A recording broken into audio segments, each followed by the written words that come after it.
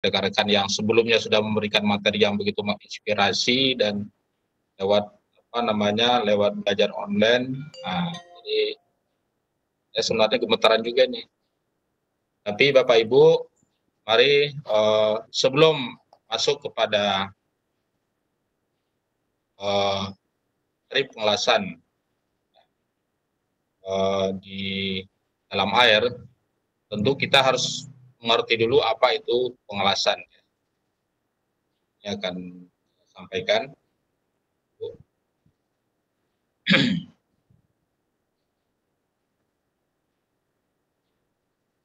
Tadi sudah disampaikan, jadi materi saya adalah mengulas dengan proses las busur metal manual ya di dalam air atau di bawah air, underwater. Jadi sudah diperkenalkan nama saya, kemudian tempat saya bertugas. Bapak Ibu yang saya hormati, bahwa pengelasan itu pada prinsipnya adalah menyambungkan dua buah logam dengan menggunakan panas. Selama ini mungkin seperti disampaikan tadi, orang hanya mengenal itu las listrik dan las karbit ya. Atau mungkin selama ini di lapangan kita mengenal beberapa benda yang merupakan hasil pengelasan ya. Seperti pagar tralis ya. Kemudian ada jembatan, kemudian rangka motor, kemudian ada papan iklan atau reklame yang bertebaran di sepanjang jalan yang bisa kita lihat. Kemudian ada rangka mobil. Itu jenis-jenis hasil dari pengelasan yang kita bisa lihat secara kasat mata. Dan pengelasan ini yang dilakukan ini adalah pengelasan tingkat dasar ya. Nanti akan saya paparkan. Nah, ini pengertian dari las busur manual itu adalah proses penyambungan dua buah logam atau lebih dengan cara memanaskan bahan dasar sampai titik didih ya. Jadi sampai besi itu mencair, di mana sumber panasnya diperoleh dari pembangkit arus listrik melalui trafo las yang menggunakan bahan tambah yang disebut dengan elektroda. Dan dalam pengelasan pada las listrik ini ada peralatan utama, kemudian ada peralatan bantu, dan ada peralatan selamatan kerja. Dalam skemanya, trafo las itu ada penjepit elektroda, kemudian kabel pasa atau kabel positif, ya, kabel arus, kemudian kabel massa, kemudian kabel arus. Penjepit elektroda ini digunakan untuk menjepit kawat las ya pada saat proses pengelasan. Nah, kalau kabel pasa ini adalah yang menghubungkan dari trafo las ke penjepit elektroda, sementara kabel massa ini adalah kabel yang menghubungkan dari trafo las ke benda kerja, kemudian kabel arus ini adalah yang menghubungkan dari trafo las ke sumber arus listrik. Ya. Kemudian elektroda itu adalah bahan tambah ya yang digunakan dalam pengelasan itu, benda kerja, kemudian arus listrik. Inilah peralatan utama yang harus disiapkan ya, harus ada dalam melakukan proses pengelasan. Ini salah satu contohnya jenis mesin las listrik atau disebut juga dengan SMAW ya. Kemudian selanjutnya peralatan bantu dalam pengelasan itu ya, berfungsi untuk kelancaran dalam proses pengelasan ya. Dan kalau alat ini tidak ada, bisa digunakan alat lainnya atau alternatif, makanya disebut dengan alat bantu. Yang termasuk alat bantu itu adalah klem massa, itu adalah yang menjepitkan kabel massa ke benda kerja. Kemudian yang kedua adalah smitang atau penjepit ya, itu untuk menggeser atau memindahkan benda panas yang dilas itu dari satu tempat ke tempat lain. Ya, ada palutera, itu adalah yang digunakan untuk membersihkan ya, membersihkan hasil pengelasan. Ada sikat kawat yang membersihkan pengelasan. Ada meja las ya. Meja las itu adalah kalau misalkan kita melakukan pengelasan di dalam ruang, maka membutuhkan meja las. Kalau misalkan kita melakukan pengelasan di luar ruangan, maka tidak membutuhkan meja las. Makanya ini disebut dengan alat bantu ya, hanya membantu. Selanjutnya peralatan keselamatan kerja, itu ada masker las, itu adalah untuk menutupi seluruh wajah dan kepala dari percikan dan sinar api las. Dan ada pakaian kerja, itu untuk melindungi badan dan seluruh tubuh dari panas dan percikan api las. Ya, ada apron, ya, yang untuk melindungi dada. Kalau di rumah itu ibu-ibu kalau untuk masak itu suka pakai celemek, ya, hampir sama. Bahannya yang berbeda, kalau celemek itu dari kain, kalau apron ini dari kulit yang tahan api. Jadi ada sarung tangan las, jadi ada sepatu las. Sepatu las ini harus yang tahan ya, dari percikan api. Ya, bisa kita menggunakan sepatu dari kain, ya, apalagi dari karet atau plastik. Kemudian ada kamar las, ya, seperti di dalam ruangan kita harus melakukan pengelasan di kamar las. Itu ini untuk tujuannya melindungi orang-orang yang ada di sekitar kita agar tidak melihat sinar atau percikan las yang ditimbulkan pada saat pengelasan. Nah, sinar ultraviolet yang ditimbulkan oleh sinar pengelasan itu cukup tajam dan tidak bisa atau tidak boleh dilihat dengan mata telanjang itu sampai jarak 30 meter.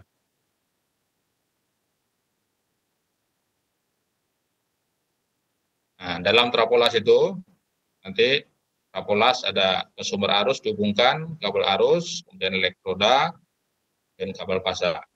Nah, ini jenis-jenis pengelasan itu ada SMAW, ya. SMAW itu yang mungkin selama ini yang sering dikenal sebagai las listrik, ya.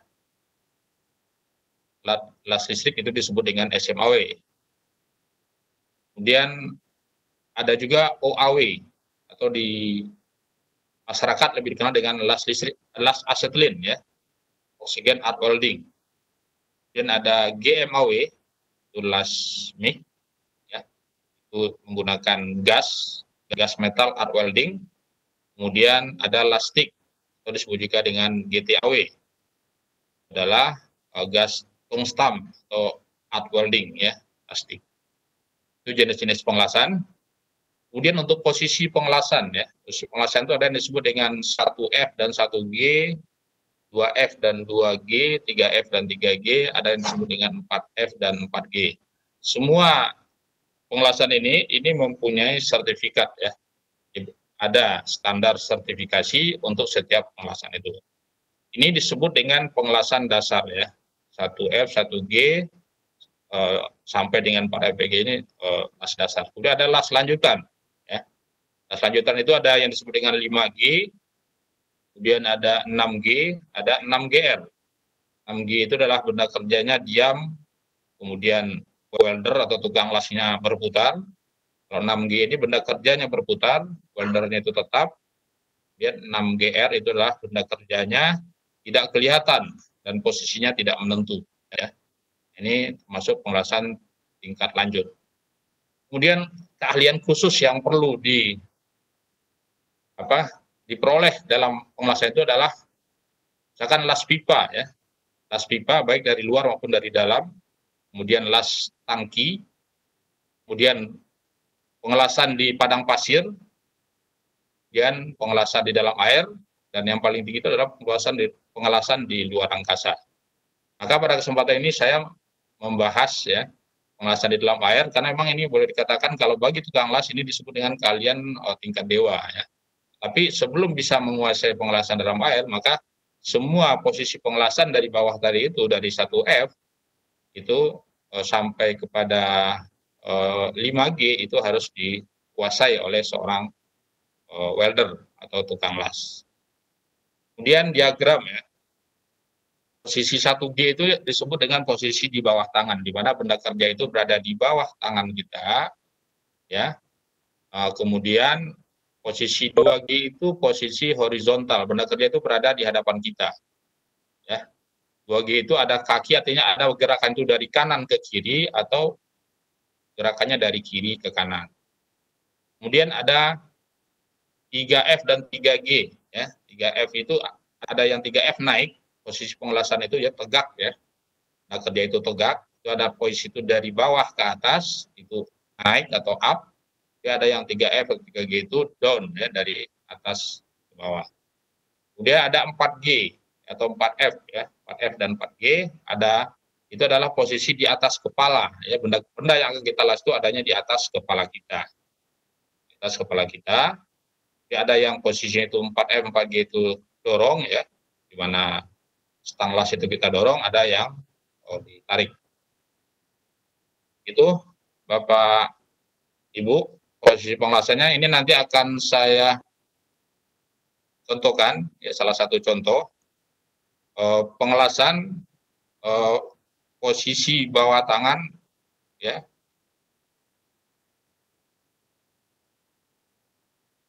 yang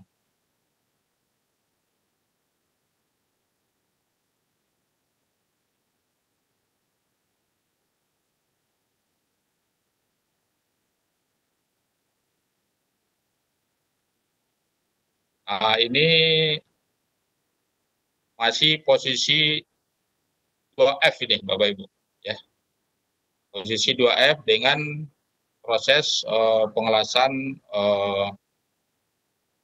GMAW ya, AW.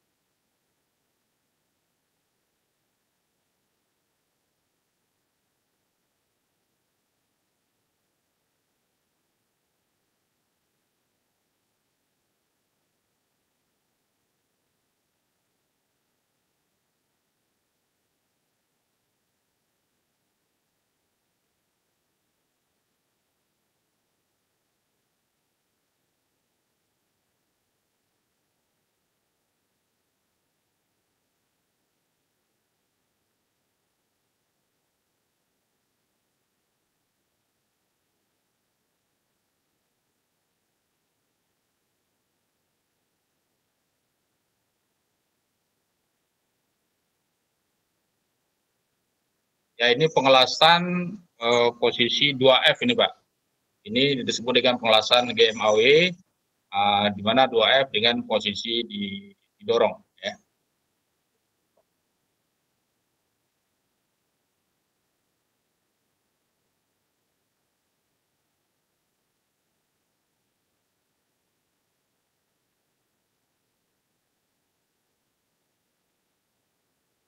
Itu Bapak Ibu untuk untuk pengelasan ya, salah satu contoh ya yang saya lakukan itu pengelasan 2F itu, 2F. Jadi itu di tingkat 2. Jadi saya sampaikan tadi, itu pengelasan itu diawali dari 1F. Nanti Bapak Ibu dalam pertanyaan aja ya, kalau misalkan ingin tahu apa itu 1F, apa itu 2F ya, mungkin di dalam pengelasan. Nah, sekarang saya akan mengasih contoh ya. Pengelasan di bawah air ini, selain kita menguasai teknik pengelasan dasar sampai lanjut tadi, maka memerlukan keahlian tambahan, yaitu adalah keahlian menyelam, sehingga proses pengelasan di bawah air ini bisa dilakukan. Ini saya akan kasih contoh teknik pengelasan di dalam air.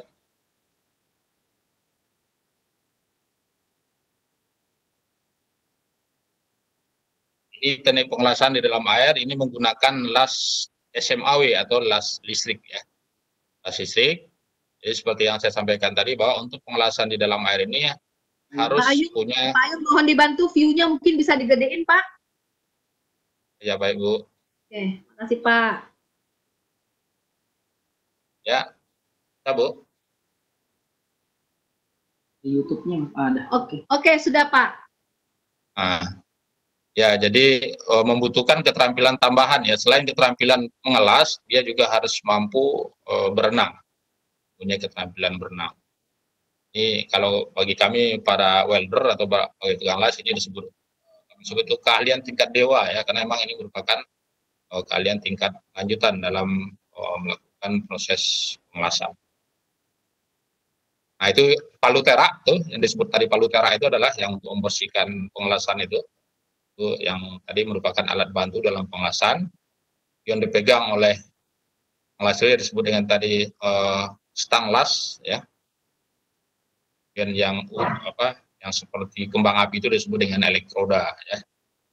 Nah, ini posisi pengelasannya disebut dengan posisinya 2F gitu, ya, 2F. Posisi pengelasannya, ya, dilakukan untuk posisinya 2F. Jadi Bapak Ibu, memang bagi seorang welder, ya, kemampuan pengelasan ini memang membutuhkan skill atau latihan yang kontinu, ya. Tidak bisa hanya dilakukan sambilan, gitu ya. Memang di dunia konstruksi itu tenaga las atau welder ini itu penghasilannya cukup lumayan. Jadi kalau yang sudah mengantongi sertifikat 6GR itu harga yang diberikan atau upah yang diberikan kepada mereka itu adalah sepanjang, ya, atau mengukur panjang pengelasan yang dilakukan.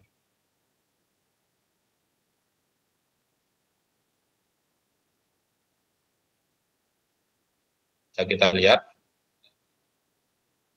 memang pengelasan di dalam air ini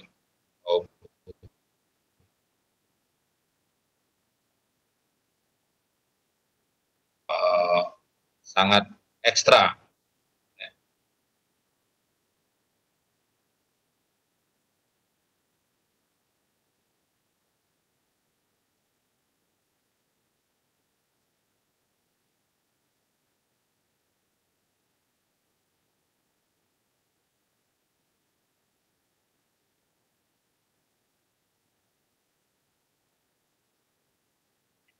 Hanya, ya, contoh yang mudah-mudahan yang saya sampaikan ini bisa jadi tambahan ilmu, ya, atau menginspirasi bagi Bapak Ibu mungkin yang putra-putrinya, ya, ingin menjadi orang ahli las atau welder. Memang ilmu ini memang keahlian ini memang tidak semua orang minati, ya, karena memang pertama resikonya juga besar, kemudian juga keahlian yang keseriusan welder itu juga sangat dibutuhkan, tidak bisa main-main. Nah, tapi apabila mereka menguasai, penghasilan yang mereka peroleh pun, ya, tidak bisa main-main juga. Ini tuh sementara yang dapat saya sampaikan. Mungkin saya yakin banyak yang tanya ini, ya. Banyak waktu nanti kita buka untuk tanya jawab dan sharing yang bisa saya berikan, ya. Terima kasih atas atensi dan perhatian Bapak Ibu semua guru hebat, ya. Akhiri, assalamualaikum warahmatullahi wabarakatuh. Saya kembalikan ke moderator. Waalaikumsalam warahmatullahi wabarakatuh. Beri aplaus dulu buat Pak Ayung, pemateri kita siang hari ini. Wow, luar biasa Pak. Luar biasa sangat Pak materinya. Saya juga terus terang dan jujur mengatakan ini adalah ilmu dan pengalaman dari materi Bapak menjadi pengalaman yang sungguh luar biasa Pak. Mudah-mudahan ini menambah lah, ya Pak, ya, menambah keilmuan kita, ya Pak, walaupun mungkin bukan bidangnya. Ya. Baik Pak Bapak dan Ibu peserta batch 6, setelah pemaparan yang sudah disampaikan oleh presenter kita pada siang hari ini, jika ada hal-hal yang ingin ditanyakan atau ingin menyampaikan hal-hal, boleh raise hand atau mungkin dapat chat di ruang di chat kita siang hari ini. Kebetulan Pak Ayung ini sudah ada beberapa chat yang masuk yang mungkin akan saya bacakan satu persatu, ya Pak, ya. Ya. Oke, yang pertama itu dari Ibu Nurul Hidayah. Namun kalau misalnya ada hal yang mau ditambahkan, mangga nanti ya Bu, ya. Pertanyaan pertama dari Bu Nur Hidayah adalah tips yang aman dalam pengelasan, Pak. Karena kalau kita lihat dari proses pengelasan perlu ada keselamatan kerjanya ya, Pak ya. Kira-kira apa tips yang aman dalam pengelasan? Kemudian tadi waktu yang di dalam air, Pak, pengelasan dalam air. Itu nggak nyentrum, Pak, kan dalam air. Maaf ya, Pak ya, ini awam, Pak. Itu yang pertama. Satu-satu dulu apa gimana, Pak? Satu-satu aja dulu, Bu. Oke, ini dari Pak, dari Bu berarti ya, Pak ya. Maka kalau komentarin Pak Ayu. Kalau secara umum, terima kasih Bu Nurul atas pertanyaannya.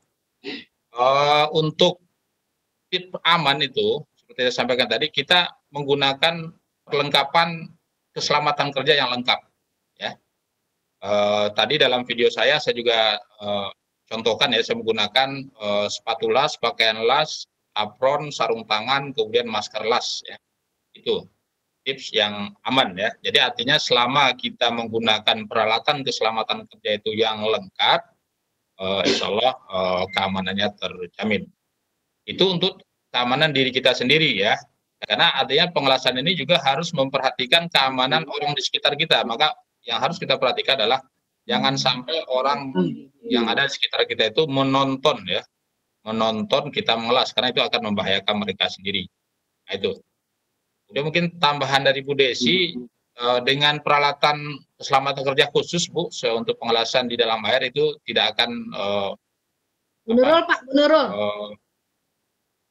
Masih Bu Nurul juga itu tadi untuk yang masih, itu. Ya, jadi untuk nggak nyetrum Bu, kalau itu tadi peralatan selamatan atau baju kerjanya digunakan dia standar ya, memenuhi persyaratan standar pengelasan dalam air. Tidak akan ya, tidak akan sama juga kita seperti kita di menyelam ya. Kalau peralatan kita itu lengkap ya, insya Allah kita tidak akan kelelep lah kalau bahasa orang Bekasinya ya. Gitu. Oke, itu ya Pak Ayung ya. Bu Nurul, gimana Bu Nurul? Makasih. Sudah, makasih. Itu listriknya, maaf, listrik apa ya? Kok bisa nggak nyetrum di dalam air?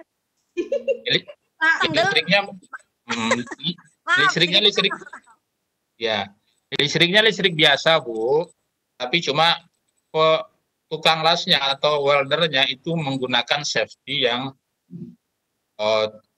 dia itu tidak bisa yang sangat isolator ya, terisolasi tubuhnya sehingga dia tidak mengantarkan ya Pak. Tidak terpengaruh. Harus pasti air itu kan termasuk pengantar, walaupun dengan kadar rendah ada listrik pasti akan setrum, tapi karena weldernya menggunakan safety ya, yang isolatornya cukup bagus, sehingga tidak akan nyetrum gitu. Oke. Begitu ya Bu Nurul? Ya, terima kasih Bu, Bapak. Oke, baik Bapak Ayung. Bapak, ini ada pertanyaan kedua yang sudah di chat Pak Ayung. Ya. Dari Bapak instruktur kita Pak Ikma Pak. Ada beberapa pertanyaan nih Pak. Ya. Pertama itu, pengelasan bawah air ini pakai gas mulia argon dan helium bukan Pak? Untuk yang saya contohkan tadi Pak Ikma ya, terima kasih. Itu las listrik Pak. Las listrik atau SMAW ya. Yang digunakan dalam pengelasan di dalam air. Jadi yang banyak digunakan itu adalah las listrik, karena percikannya itu langsung langsung dingin itu pada saat setelah dia tersambung, kemudian percikan las itu langsung mendingin di dalam air. Jadi resikonya itu lebih kecil. Ya, saya belum menemukan untuk pengelasan gas itu di dalam air Pak ya.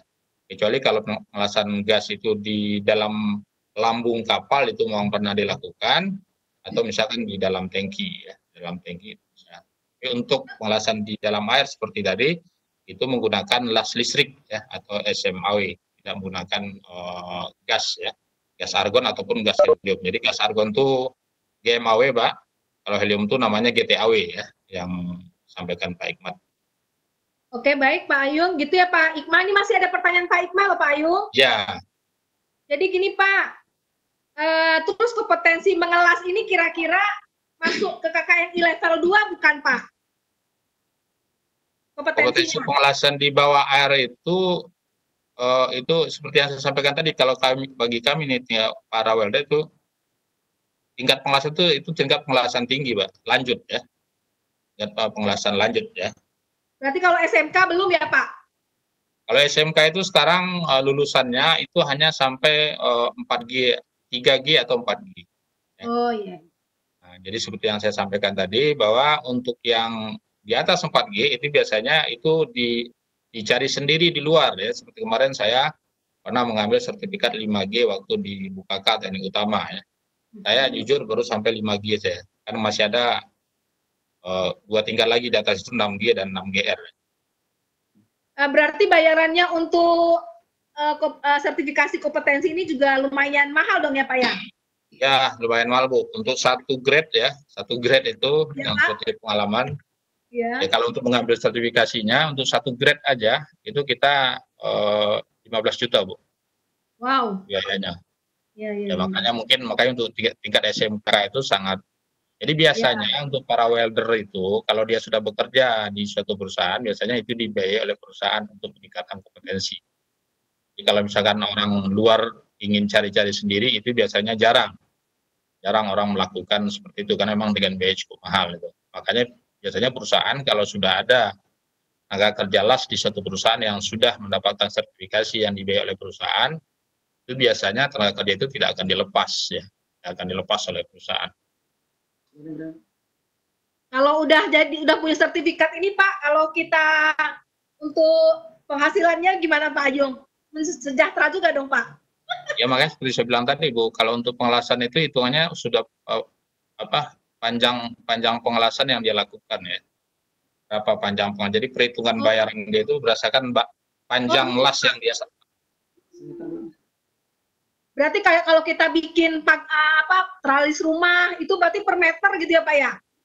Kalau tralis rumah Ibu tuh izin Bu, kalau tralis rumah, pagar ya atau tangga itu adalah pengelasan pemula itu Bu. Jadi itu dia itu hanya jadi belum masuk level tadi Bu. Dia itu masih masuk ke level jauh ya Pak, berarti masih ya jauh. masih ya itu hanya keterampilan dasar itu yang disebut dengan tadi ya. Berarti yang kata Bapak tadi ya, yang underwater welding ini berarti tingkat dewa ya Pak ya? Enggak, jadi untuk pengelasan pagar, teralis itu Bu, yang sekarang banyak itu hanya pengelasan tingkat dasar sekali ya. Jadi artinya belum masuk dia 1F atau 1G, dia ada di tingkat tag ya namanya. Di dalam pengelasan itu kita sebut dengan tag well ya, di last titik. Jadi dia hanya menyambung, jadi hanya tag ya, itu namanya last tag ya, tag well namanya. Jadi keterampilan untuk membuat pagar teralis itu cukup dia menguasai pengelasan tag well itu sudah bisa punya penghasilan ya. Artinya dia belum masuk ke level 1F, 2F, 3F tadi belum. Masih sebelum itu ya. Oke. Baik, Pak Ikma gimana Pak Ikma? Halo Pak Ikma? Tadi sudah tanggapin oleh presenter kita Pak. Gimana Pak? Iya, itu sekaligus mengklirkan pemahaman saya sebelumnya. Karena dulu sempat ada yang bilang ke saya gitu, kalau di bawah air itu pakai gas mulia, ternyata bukan, masih pakai listrik seperti itu untuk pengelasannya. Nah, terus kalau melihat resiko dan seterusnya, itu benar, mungkin saya yakin penghasilannya juga besar ya Pak Ayung ya, kalau yang sudah level ini. Oke. Itu terima kasih Pak. Oke, makasih Pak Ikma juga. Baik Bapak dan Ibu, masih ada Ibu Intan, Bapak Mas Roni, Ibu Risna, kemudian masih ada Pak Teguh, boleh Pak? Ada hal-hal yang ingin disampaikan? Pada kesempatan ini, mangga Pak, Ibu. Pak Teguh ini ada kita masih banyak nih Pak, waktu kita masih banyak. Good underwater welder. Iya, betul Pak. Saya juga mikir tadi gitu juga Pak. Memang nggak kesetrum ya, tadi sama pertanyaan Bu Nurul, orang dalam air, kan gitu ya Pak ya. Tapi sudah ada gambaran, alhamdulillah. Jadi tahu ya Pak ya, jadi ngerti dikit-dikit Pak. Gimana Bapak yang lain? Ada Pak Didin, Ibu Intan, Pak Teguh, ada yang mau kita sharekan di sini Pak? Mumpung ada pakarnya nih Pak. akan bersertifikat ya Pak Ayung ya? Ya, makanya saya sertifikatnya masih ini Bu. Berarti udah sering jadi asesor dong Pak ya untuk pengelasan ini Asesor. Pak. Ya, kalau saya kan saya sertifikatnya baru 5G, 5G ya. Nah. Ini ya Pak ya. Saya ada pertanyaan dari Pak Teguh itu Bu, prospek bisnis pengelasan. Oh, Pak Teguh.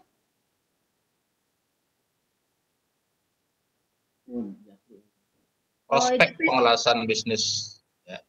Oh, prospek bisnisnya. Mangga Pak Ayung. Kayaknya Japri kali ya Pak ya, ke Pak Ayung ya? Enggak, ini. Ya, baik Pak Teguh, terima kasih. Ya, prospeknya Pak. Jadi kalau kita lihat sekarang konstruksi atau pembangunan selama negara itu negara berkembang yang negara masih membangun, maka bisnis pengelasan ini sangat dibutuhkan ya. Kita lihat saja di sekitar kita seperti pembangunan tol elevated ya, Jakarta Cikampek, kemudian pembangunan jalur kereta api cepat Jakarta Bandung, itu penyambungan ya, pengikatan itu, konstruksinya itu menggunakan pengelasan, Mbak. Ya. Dan seperti yang saya sampaikan tadi, itu ilmu pengelasan itu hanya tingkat dasar, itu hanya tech well ini, ya. Ya biasanya orang kalau merakit, kalau kita membuat rangka tiang rumah atau bangunan kita, awan itu kan kita ikat ya, kita lihat tukang itu kan mengikat. Tapi sekarang untuk konstruksi besar itu kan mereka menggunakan las. Nah itu, makanya seperti saya sampaikan tadi, itu hanya tingkat dasar itu. Jadi untuk tingkat lanjut yang dibutuhkan itu banyak, itu adalah di perusahaan-perusahaan gas, Pertamina ya. Pertamina untuk jalur pipa, seperti jalur pipa minyak ya. Seperti di Riau itu kita lihat dari Dumai, Pekanbaru, kemudian Duri ya, sampai ke Palembang, itu pipa-pipanya itu penyambungan itu dengan proses pengelasan. Seperti yang saya sampaikan tadi, bahwa pengelasan pipa ini juga merupakan ilmu tingkat dewa ya. Karena boleh dikatakan bagaimana melakukan proses pengelasan dalam pipa, yang di dalam pipa itu minyak sedang mengalir. Gitu. Nah ini, itu ada ilmu khususnya. Jadi sangat ini Pak, sangat menjanjikan Pak Teguh untuk bisnis pengelasan. Kita lihat saja sekarang untuk perumahan-perumahan saja kan berkembang itu. Pasti setiap rumah itu akan membuat tralis, pagar, ya. Tidak ada orang yang walaupun rumahnya sudah klaster tapi tetap aja masih dipagarin. Nah, berarti kan membutuhkan itu tenaga pengelasan ya. Dan untuk hal seperti itu, seperti yang saya sampaikan tadi, itu hanya pengelasan tingkat dasar yang dibutuhkan. Itu Pak Teguh. Artinya di industri-industri saat ini sudah terpakai banyak ya Pak ya? Apalagi kayak industri pengeboran, perminyakan gitu ya Pak Ayung ya? Ya sangat Bu, sangat dibutuhkan ya, sangat semuanya itu tenaganya butuh pengelasan. Oh, don't worry gitu ya Pak ya? Ya nggak usah khawatir. Terus Pak Ayung, ya. Kalau ada nggak dari Bapak dan Ibu yang lain? Kalau nggak, saya boleh tanya ya Pak Ayung? Silakan Bu, silakan. Kebetulan kalau Bapak ada di bidang ini Pak, kalau SMK yang khusus pengelasan yang underwater ini ada Pak? Udah ada Pak di Indonesia Pak? Atau ilmu ngelas aja lah Pak, ilmu ngelas aja lah, nggak usah yang yang fokus di underwaternya, tapi yang sekolah-sekolah yang khusus ngelas aja gitu Pak. Ada Bu, kalau untuk SMK yang kan ada SMK kompetensi teknik pengelasan itu kan cukup banyak. Oh, ya kan? Teknik pengelasan ya Pak nama itunya Pak? Ya, jadi kompetensinya teknik pengelasan ya. Kalau misalnya di Bekasi ini kan SMK N1 ada. Oh. Kemudian sumber daya kan ada gitu ya. Kemudian setahu saya yang Muhajirin ada. Itu kan makanya kalau hanya tingkat SMK terakhir itu sertifikat yang dikeluarkan itu mereka hanya sampai 3G atau 4G ya. Iya. Ya, dulu saja kita setahu saya pernah jadi asesor di SMK 1 itu tahun 2018 itu kita gunakan untuk 4G. Ya. Tapi ternyata tidak tercapai, akhirnya diturunkan menjadi 3G sehingga tahun berikutnya hanya mengeluarkan sertifikat 3G. Iya. Oke ya.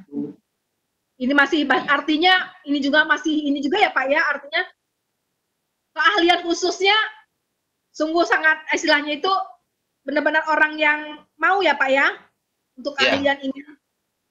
Karena Ya, belum benar, Bu. sama dengan kompetensi kayak TKJ, itu kan banyak di sekolah-sekolah apapun udah banyak membuka jurusan itu. Sementara untuk pengelasan ini, ya kata saya masih istilahnya masih istimewa lah gitu ya Pak ya.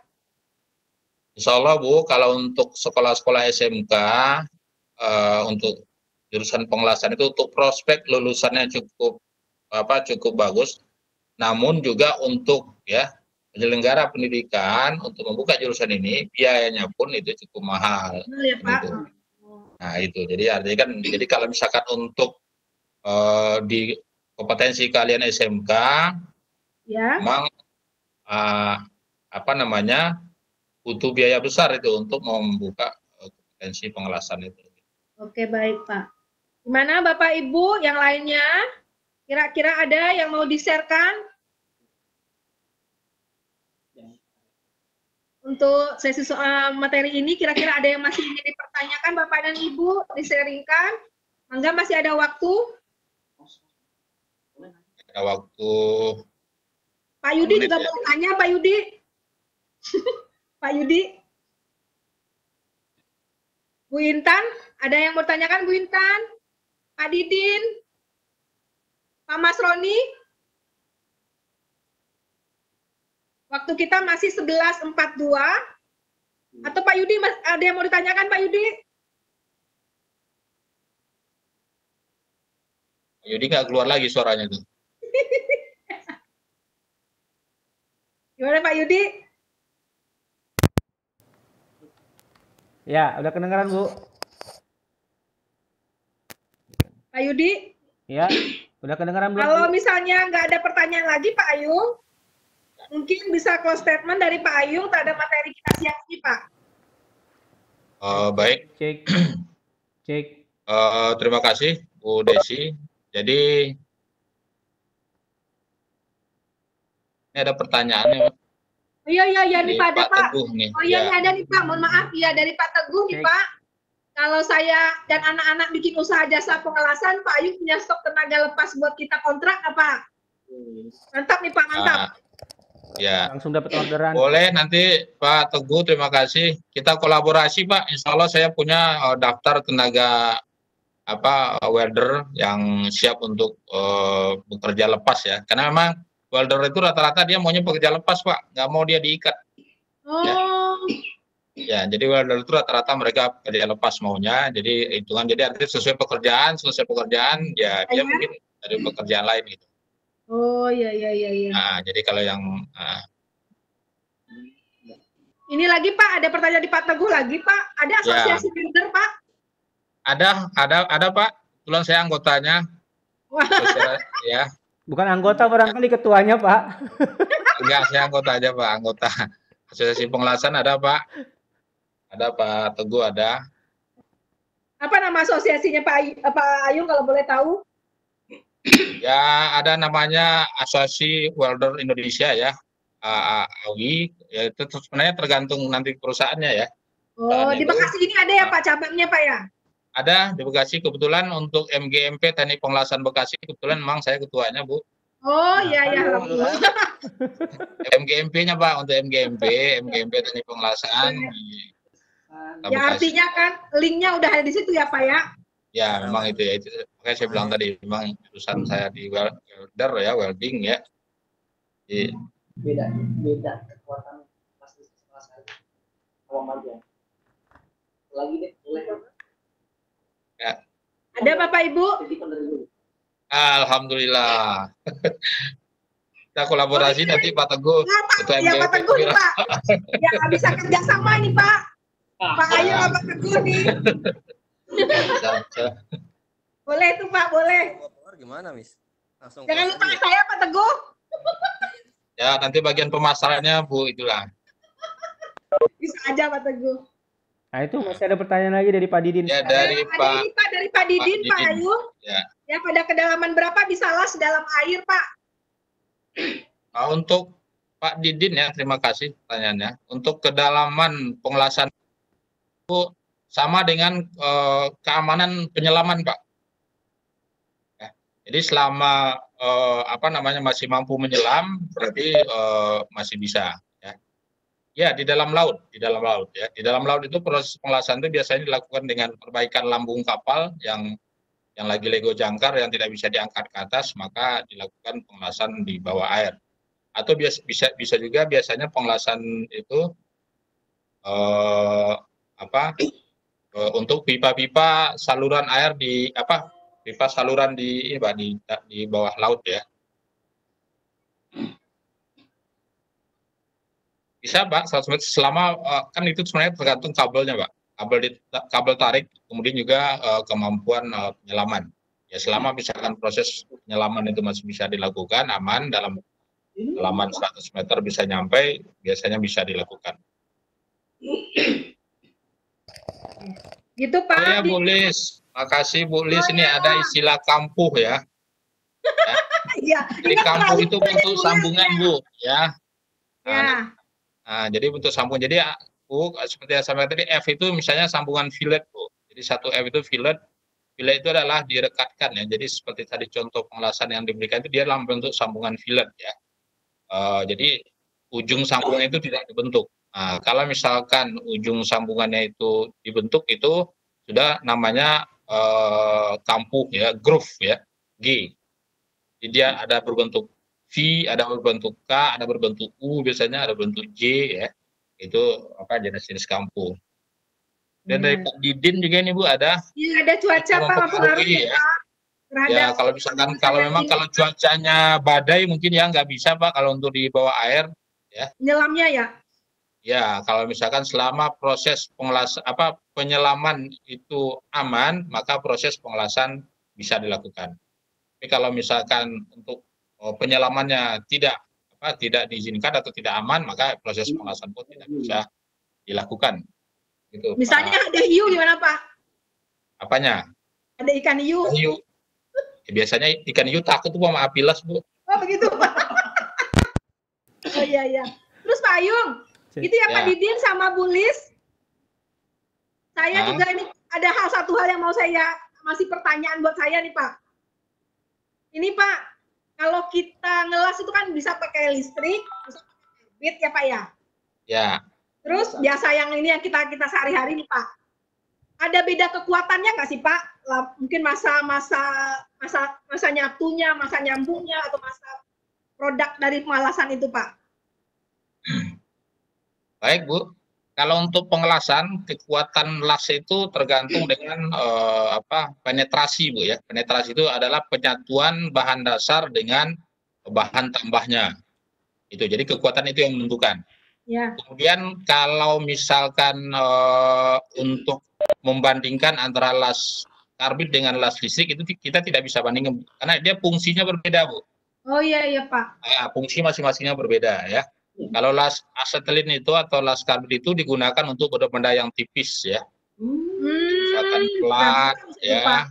Iya Pak. Kalau misalkan untuk las listrik itu tidak bisa dia melas di benda tipis karena dia akan tembus atau jebol gitu ya. Jadi gitu. Jadi antara satu las itu SMAW, OAW, GMAW, GTAW itu kita tidak bisa bandingkan karena dia punya fungsi masing-masingnya. Iya Pak. Untuk proses pengelasan, misalkan yang boleh dilakukan untuk pengelasan OAW itu apa? Oke. Baik Pak, ini nyambung juga pertanyaannya nih Pak dari Pak Didin. Berapa watt minimal las listrik itu Pak? Kalau las listrik itu Pak, untuk in-nya itu minimal 100 Pak ya. 100 watt. Untuk out-nya ya, untuk out-nya itu nanti tergantung kepada yang kita atur di pengelasan. Ya, kita atur di pengelasan itu kan bisa itu Pak. Jadi trafo las itu gunanya untuk menaikkan dan menurunkan tegangan las. Ya. Jadi besarnya arusnya itu juga ditentukan oleh besar kecilnya diameter elektroda yang kita gunakan dan tebal tipisnya benda yang akan kita las. Jadi pengaturan besarnya wattnya itu ditentukan berdasarkan besar kecilnya elektroda atau bahan tambah yang kita pakai dengan tebal tipisnya benda yang akan dilas. Ya. Oke Pak. Yang kedua juga dari masih dengan Pak Abadi. Ada lagi Pak Ayung, begitu ya Pak Didin. Terus ini ada lagi dari Pak Teguh Pak Ayung. Ya. kebetulan kan tadi kalau pengelasan itu kan menyambung logam ya Pak ya. Ya. Nah, kira-kira menurut jenis logamnya ada nggak jenis pengelasan itu apa saja gitu Pak? Berdasarkan jenis logamnya. Ya, logam itu yang digunakan Pak Teguh, logam itu ya steel ya, besi. Kemudian kuningan juga bisa, aluminium itu juga bisa lakukan proses pengelasan. Kemudian high steel ya, high speed steel jadi logam itu. Kemudian karbon juga bisa digunakan. Ya. Jadi Pak Teguh juga, apakah seorang welder bisa sekaligus mengelas besi, baja, dan stainless sekaligus? Pak. Ya. Nah, bisa Pak, bisa Pak. Karena perbedaannya itu nanti dia hanya tinggal mengganti elektrodanya Pak. Ya. Jadi untuk jenis las, misalkan pengelasan logam biasa, kemudian baja, stainless, itu nanti dia tinggal mengganti di elektroda atau bahan tambahnya. Bisa Pak, atau bisa. Satu lagi nih Pak Ayung, biasa nih kalau di ujung-ujung baru keluar semua Pak Ayung. Ya. Itu tadi Pak, kan pengelasan itu menyambung logam berdasarkan titik didih gitu ya Pak ya? Ya. Nah, seandainya ada range titik didih yang jauh antara logam satu dengan logam, tadi nyambung juga dengan Pak Teguh nih Pak, besi, baja, nah, pengaruh nggak Pak terhadap kualitas pengelasan itu? Jadi biasanya itu ada yang disebut dengan pekerjaan awal Bu, ya, proses awal, proses permulaan. Tapi lumrahnya, umumnya pengelasan itu dia memang ini Bu, banci Bu, jadi harus sejenis dia. Oh ya, sih. Ya. Nah, jadi harus sejenis. Jadi yang disambung itu harus yang sejenis. Jadi bahan yang disambung sejenis, kemudian juga jenis elektroda yang digunakan juga harus sejenis dengan bahan itu. Ya. Oke, baik Bapak Ibu, waktu sudah 11.53 di jam saya. Kira-kira masih ada share, masih bisa nih Pak? Kira-kira ada Bapak dan Ibu pertanyaan lagi? Saya rasa cukup ya Bapak Ibu ya. Ya. Rasa cukup. Mungkin untuk selanjutnya saya berikan kesempatan kepada Pak Ayung untuk close statement. Silakan Pak Ayung. Baik, terima kasih Bu Desi dan Bapak Ibu guru hebat Jawa Barat. Saya ucapkan terima kasih atas kehadirannya dalam ruang meeting yang saya adakan ini. Mudah-mudahan apa yang sharing yang bisa saya berikan itu bisa bermanfaat atau menambah wawasan kita dan juga pengetahuan bahwa kami punya moto kalau di teknik pengelasan itu tidak mati sebelum busur mati. Itu saja, terima kasih. Assalamualaikum warahmatullahi wabarakatuh. Waalaikumsalam warahmatullahi wabarakatuh. Kembalikan ke Bu Desi, silakan. Ya, waalaikumsalam warahmatullahi wabarakatuh. Terima kasih Pak Ayung, kebetulan dekat rumah saya memang lagi azan. Ya. Terima kasih sekali lagi Pak Ayung atas paparannya dengan materi underwater. Absennya belum di-share ya? Oh, udah ya. Ya, presensi sudah di-share Pak. Kami mengingatkan kepada seluruh peserta, jangan lupa untuk mengisi presensinya. Sekali lagi, kami tentunya mengucapkan terima kasih banyak dan applause kepada Bapak presenter kita, Pak Ayung, yang sudah men-share ilmunya kepada kita semua. Dari saya sebagai moderator pada siang hari ini, jika ada salah dan kurang-kurang, saya mohon dibukakan pintu maaf yang sebesar-besarnya. Tentunya juga saya mengingatkan kembali kepada kita untuk selalu mengisi diri, jangan cepat merasa puas. Mudah-mudahan dengan program ini banyak hal pembelajaran baru yang bisa kita ambil hikmahnya. Itu saja mungkin dari saya sebagai moderator. Terima kasih sekali Pak Ayung, mohon maaf kalau mendampinginya kurang maksimal. Sip. Untuk selanjutnya saya kembalikan kepada host. Terima kasih Bapak Ibu. Assalamualaikum warahmatullahi wabarakatuh. Silakan Pak Yudi Iskandar. Baik, terima kasih yang sebesar-besarnya kepada Bu Desi Rina serta Pak Ayung Dauli sebagai moderator dan narasumber di pagi hari menjelang siang hari ini, persis waktu azan. Alhamdulillah. Semoga ilmu yang sangat bermanfaat ini juga memberikan manfaat yang luar biasa untuk kita. Dan terima kasih kepada Bapak Ibu yang telah hadir serta mengikuti sharing meeting kita ini, yakni dari Bu Intan Pratiwi, Bu Lis Endahwati, Pak Mas Roni, Bu Nurul Hidayati, dan tentunya juga Pak Teguh Prianto.